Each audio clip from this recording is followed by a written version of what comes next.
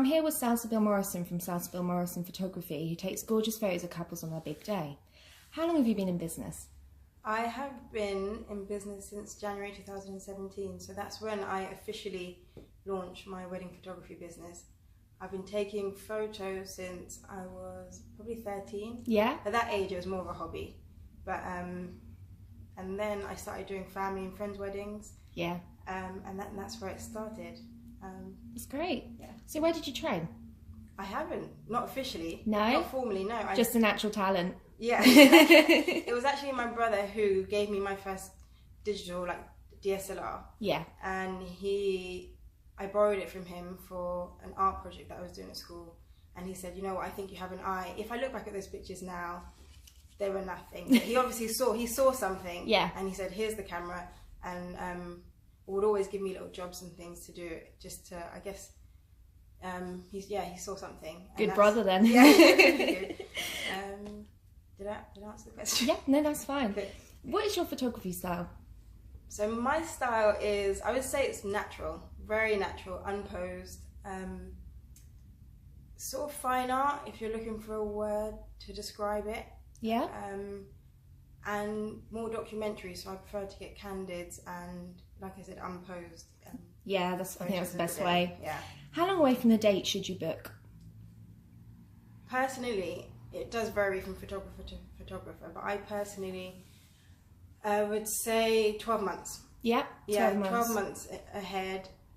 If it's earlier, if you've got more time, then definitely also get in touch. Yeah. And then if you don't, if it's like 3 months, 2 months, and you're really behind with planning, still get in touch with your photographer, because you never know, they might have the day free. Yeah. And then they can always recommend, I would always recommend other photographers that have a similar style to mine. If you can't do it. If I can't do it. Yeah. And so it's definitely worth a try. Don't let it put you off. I planned my wedding in 3 months. So I was one of those brides. Do many couples have sepia or black and white style? Well, sepia, I think, is, in my opinion, it's quite outdated. It had its time, but black and white is classic. It always, I think it will go on forever. And so black and white, definitely. I give images in colour, always, and then some of them in black and white as well. Yeah. I never give the couple images just in black and white, because I think that they would want to see the colour. I think people spend so much time with the details and thinking about colour palettes and the theme, that it's important that they see that in their images. So I would always give black and white and colour. Yeah, then they have the option. And then yeah, exactly. Do you do engagement photos or photos for wedding invites? I love engagement photos. So like, pre-wedding shoots, actually I really like them. Not everybody does, it's not for everybody. And I never sort of force it on a couple, but I think it's a great way for them to get to know the photographer, to become comfortable in front of the camera if they have their reservations, and also to have photos that are just slightly less formal, that you can print or frame, use for your invitations, or save the dates and things like that. So I recommend it. I think it's lovely. But, yeah. Do you require a meal on the day? No, actually, no. I will always bring my own food. Yeah. Just in case. But I have had couples who have offered me a meal and somewhere to sit, not with a wedding party, but somewhere, and I think it's lovely. It's really, you feel quite special and you feel taken care of. But if, I never hold it against anybody if they don't. No. I'm always prepared, and if, you know, it's expensive, I understand that as well, to feed even just your guests on the wedding day. Yeah. So, yeah, it's completely up to you what you decide. How long after the wedding do couples get their photos? I say to my couples 4 weeks. Yeah. If I can get to them sooner, I will 100%. I don't hold on to them. I like to give myself time to check them and recheck them and look through them, see if I've missed anything. I think that's important. Make sure the details are correct. Yeah, exactly. Take the time. I think it's worth it 100% to take the time to do it. If I can get it to them sooner, like I said, I will, and I prefer not to overpromise and underdeliver. Yeah. Rather I would say to them 4 weeks and they have a nice surprise if they get it after 3 or... Yeah. Yeah. In what forms are the photos delivered? So the first step would be that they receive their images in an online gallery. Yeah. And this is great because they can see them straight away. You send them the link, and they can sit there together and enjoy them, and then they can also send the link to friends and family so they can see them also. That's nice. Yeah, because I mean, not everybody's family lives locally. You can't Yeah. invite them all around to have a look, so you can just send them a link and then they can see it wherever they are. Yeah. And then you can also download them and then share them on social media straight away. So That's perfect. It's really cool. Do you prefer to blend into the background to catch candid moments, or do you like to be like more visible and take charge to choreograph images? Definitely more candid images, and so I try to be as discreet as possible. Blend I'd in. rather not. Yeah, I'd rather, it's not my day. Yeah. I'd rather not be seen or make draw attention to myself. I think it's perfect when people don't know that you're taking a photo of them. Yeah. And you get those special moments that aren't posed and that aren't choreographed. So definitely blend in, and that's one of the reasons why I prefer to use natural light where I can. Yeah. It's not always possible, but I will definitely push for it where I can, because with a flash, as soon as you see that flash, you know that there's a photo. Yeah. Photos. And everyone's on edge. Yeah, exactly. Whereas, candids are the best. So I noticed you do packages. Are you able to tailor your packages if couples have other needs? yeah, actually, on my, I try to keep it really simple. Yeah. So I keep it it's almost like one package that you can add things to or take away from. Oh, that's perfect. So if you want me for longer or shorter amount of time, if you want to add an album or things like that, then you can take things away and add them as you please. So definitely, once I've spoken to you about your day, then I can tailor a package to your needs. Do you do any printing or keepsake items with the photos? As part of your package, you will receive your images on a USB stick. Yeah. And this is presented in a beautiful handmade box. Yeah. So that's something that you'll keep forever, rather than just having the USB on its own. It's presented really beautifully and something that you will want to keep. Yeah. And then prints are optional. So again, you can add that to your package if you want. You can order prints from the online gallery. Oh, that's convenient. Yeah, it makes it really convenient, especially if family members also want to order prints for themselves. So, but yeah, they're just sort of really simple but beautifully done, high quality prints that you can order. Yeah. Do you do editing, like retouching and colour adjustment? I do. I actually edit each picture individually. I think it's definitely worth taking that time to do it. Every image is different. Yeah. And so you will need adjusting differently. Yeah. So it does take time, but it's completely worth it.